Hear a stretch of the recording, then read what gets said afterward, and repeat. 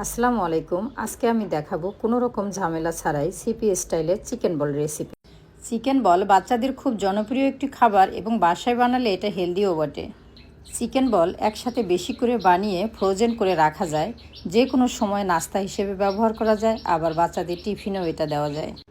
Blend করা চিকেনের সাথে কর্নফ্লাওয়ার মিক্সড করে আধা ঘন্টা রেস্টে রেখে দিয়েছিলাম। তারপর ছোট ছোট বল তৈরি করে এই চিকেন বলগুলো গরম পানিতে 2-3 মিনিট বয়েল করে নিয়ে তারপর হালকা তেলে ভাজলে তৈরি হয়ে গেল বিকেলের মুখরোচক জনপ্রিয় একটি নাস্তা। বাচ্চারাও খুব খুশি হয় এটা পেয়ে। আর এখন যেটা দেখাবো, ক্রিম বলটা সেম রোস্টের মতো করে রান্না করা। এটা আমি আগে কখনো করিনি, আমি এটা ছেলের কাছে শিখেছি। যেহেতু এটা রান্না হবে এই জন্য কর্নফ্লাওয়ার অ্যাড না করে পাউরুটি ইউজ করেছি। পাউরুটির সাথে গোলমরিচ, কাঁচামরিচ, সয়া সস, হালকা আদা রসুন পেস্ট একসাথে ব্লেন্ড করে ছোট ছোট বল তৈরি করে নিতে হবে। ছোট ছোট বল তৈরি হয়ে গেলে অন্য একটি পাত্রে আমি গরম পানি ফুটতে দিয়েছি। গরম পানি ফুটে গেলে সেখানে এই বলগুলোকে ছেড়ে দিয়ে 2-3 মিনিট সেদ্ধ করে নিতে হবে।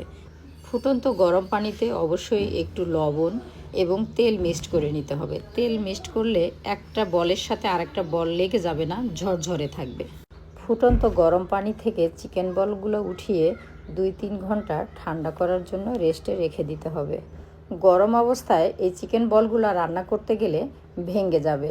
আমি অবশ্য ঠান্ডা করে 2 ভাগ করে নিয়েছি। এক ভাগ আমি রেখে দিয়েছি ফ্রোজেন করে, যে কোনো সময় ব্যবহার করতে পারবো। আর এক ভাগ আমি রেখেছি রান্না করার জন্য। এদিকে আবার আরেকটা বাটিতে কিশমিশ, কাজু বাদাম, কাঠবাদাম, চীনাবাদাম ব্লেন্ডারে ব্লেন্ড করে নিয়েছি। আদা রসুন এবং পেঁয়াজও পেস্ট করে নিয়েছিলাম। এইগুলো বেরেস্তার তেলে কষিয়ে নিলাম। কষানো হয়ে গেলে এখানে আমি টক দইও ইউজ করছি, যদিও এটা স্কিপ হয়ে গেছে। তারপর আমি এই ক্রিম বলগুলো সেখানে কষিয়ে নেব। এখানে কিন্তু এলাচ, দারুচিনি এবং তেজপাতা ব্যবহার করেছি এবং সেই সাথে 1 চিমটি চিনিও ইউজ করেছি। এই রান্নাটা হবে সেম রোস্ট রান্নার মতো। রোস্ট রান্নাতে আমরা যেসব ইনগ্রেডিয়েন্টস ব্যবহার করি সেম প্রসেসেই এই রান্নাটা আমি করেছি। যারা রোস্ট খেতে পছন্দ করেন আমার বিশ্বাস তাদের এই রান্নাটা খুবই পছন্দ হবে। আমি চিকেন বল যতবারই তৈরি করেছি ততবারই তেলে ভেজে নাস্তা হিসেবে পরিবেশন করেছি। এভাবে কখনো রান্না করিনি। এই প্রসেসে রান্না করলে অবশ্যই এটা পোলাওয়ের সাথে পরিবেশন করতে হবে। ভাত দিয়ে কিন্তু তেমন একটা মজা লাগে না। আবার রুটির সাথে বা পরোটার সাথেও বিকেলের নাস্তা হিসেবে পরিবেশন করা যায়। পরোটা দিয়ে খেতে কিন্তু খুব দারুণ লাগে।